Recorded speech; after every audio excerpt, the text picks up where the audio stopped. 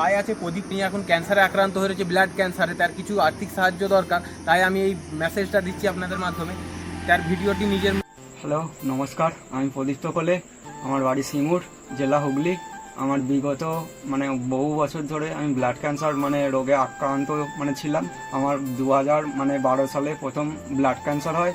তো তখন আমার চিকিৎসা কমপ্লিট হয়েছিল। 2012তে চিকিৎসা কমপ্লিট হয়েছিল। তারপর 2014 তোমার চিকিৎসা কমপ্লিট হয়ে গেলো। ডাক্তার বলেছিল যে আর ওষুধ খেতে হবে না, তোমার ভালো হয়ে গেছে। তারপর ফের 2019 সালে রোগটা আমার ফের রিল্যাক্স আসার পর আমার রিপোর্ট করতে 2020 সাল হয়ে যায়। ফেব্রুয়ারি মাসে আমি ফের ভর্তি হয়েছিলাম। একটা কেমো চলার পর মার্চ মাসে লকডাউন পড়ে গেল 2020 সালে। তো তখন ওখান থেকে ছুটি হয়ে গেছিলো। তারপর আমার চিকিৎসা তখন আর হয়নি, লকডাউন ছিল বলে। তারপর 2021 সালে ফের আমার চিকিৎসাটা কমপ্লিট ওখানে এনআরএসে ফের গিয়ে ফের কেমো নিয়ে চিকিৎসাটা কমপ্লিট হয়েছিল। কমপ্লিট হওয়ার পর ফের আমার 2024 সালে ফের রোগটা ফের এখন ব্যাকে এসেছে।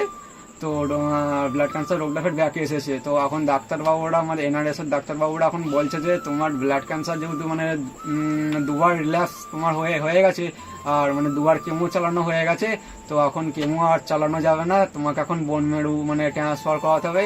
বোন মেরু ট্রান্সফার না করালে কেমো চালাবে না। তো এটা বোন মেরু ট্রান্সফার করাতে গেলে 5 লাখ টাকা ওখান থেকে ডাক্তারবাবুরা বলেছে 5 লাখ টাকা এখন খরচা হবে।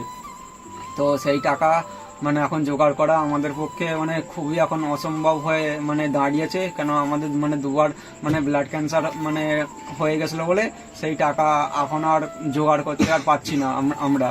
তো এখন আপনাদের কাছে এসেছি সাহায্য চাইতে। আপনারা যার যেমন সামর্থ্য কিছু দিয়ে আমাকে সাহায্য করবেন।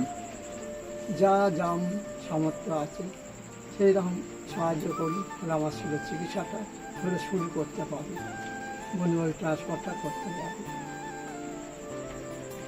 ধন্যবাদ, নমস্কার।